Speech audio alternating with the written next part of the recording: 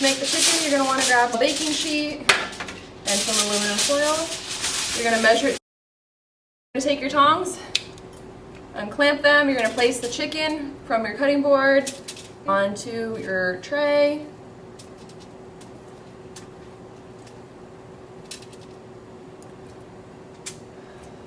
Once you have that, you're gonna grab the oil, drizzle it over the chicken. You're gonna put it in the sink. Next, you're gonna grab all your seasonings, mix it with your tongs. Have your tongs closed to make it a little easier. And then you're gonna sprinkle it all over your chicken. Here we go. Put it in the sink.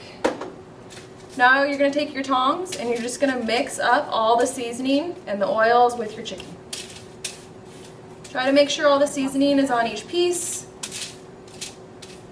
If it's too hard to mix them in a tray, you can mix them in a bowl or a plastic bag with all your ingredients and then just put them on a tray when you're ready to place it in the oven. Next, you're going to make sure they're all lying flat and not on top of each other. You're going to put your tongs in the sink because they have raw chicken on them. We're going to move over to the oven. You're going to slide it in next to your baked potato like so.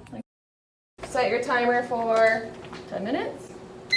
Open, take out your chicken. Put it over here. You have your clean tongs we washed in the sink, and you're going to flip all of the chicken.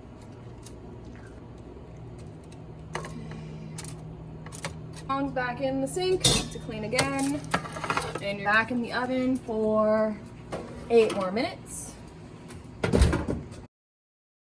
Take out your chicken. Put the thermometer halfway through.